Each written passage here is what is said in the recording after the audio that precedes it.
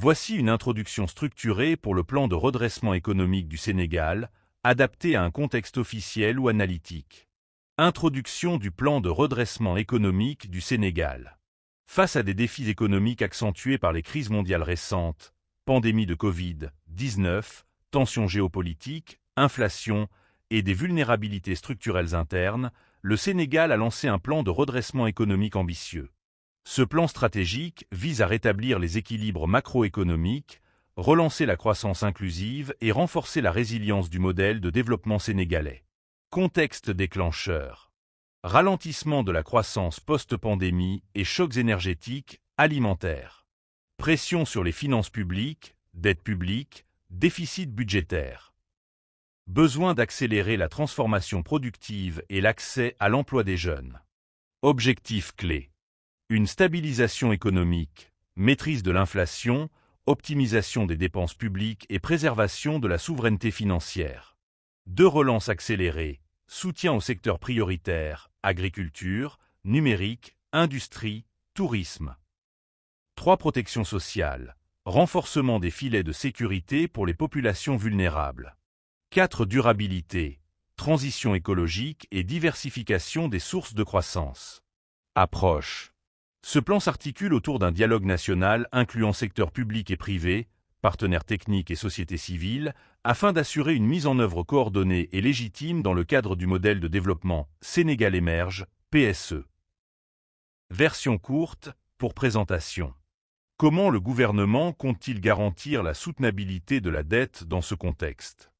Le gouvernement sénégalais déploie une stratégie multidimensionnelle pour garantir la soutenabilité de la dette dans le cadre du plan Jubanticoum.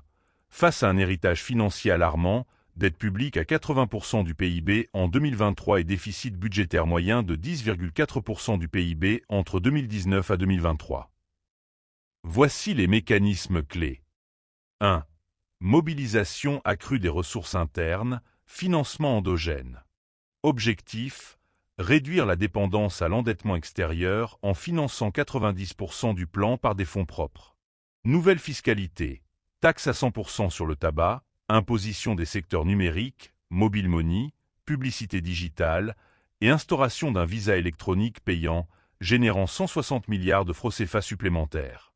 Lutte contre la fraude, traque des fausses quittances et récupération de 90 milliards de francs CFA via la régularisation des contrats à la Sénélec. Suppression des exonérations abusives, notamment dans les secteurs miniers et numériques. 2. Discipline budgétaire et rationalisation des dépenses. Maîtrise du déficit, réduction progressive à 3% du PIB d'ici 2027, via baisse du train de vie de l'État, fusion d'institutions publiques, réduction des voyages officiels et économie ciblée de 50 milliards de francs CFA. Optimisation des subventions, réorientation vers les ménages vulnérables, exemple. Énergie, conformément aux recommandations du FMI. Contrôle strict de la dette, limitation des emprunts externes et priorité au financement non-dette. 3. Renforcement de la transparence et de la gouvernance. Rétablissement du Comité national de la dette publique, pour auditer les engagements et éviter toute nouvelle dette cachée.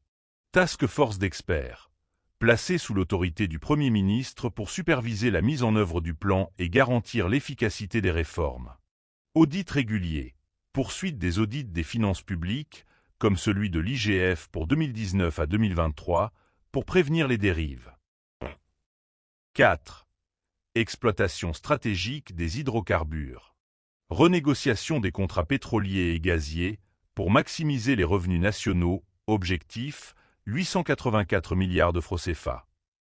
Démarrage de la production en 2025, anticipé pour réduire le déficit courant, prévu à 12,7% en 2024, et générer des devises, contribuant au service de la dette. Défis persistants et réponses. Risque de surendettement. Malgré les efforts, le FMI pointe un risque élevé en l'absence de marge de manœuvre. Le gouvernement mise sur la croissance post-hydrocarbures, prévision à 8,8% en 2025, pour y remédier. Critique sur la pression fiscale. Le plan table sur une hausse des recettes fiscales de 16,9% à 20% du PIB, ce qui pourrait peser sur les ménages. La réponse, un ciblage renforcé des aides sociales. Une souveraineté financière comme priorité. Le « Jubanticum » ancre la soutenabilité de la dette dans une rupture systémique. Fin de la dépendance au FMI, optimisation agressive des ressources internes et gouvernance transparente. Si les hydrocarbures boostent la croissance dès 2025 et que les réformes fiscales portent leurs fruits, le Sénégal pourrait réduire son risque de surendettement d'ici 2027. Toutefois, cet équilibre reste tributaire d'une rigueur budgétaire ininterrompue et d'une croissance inclusive.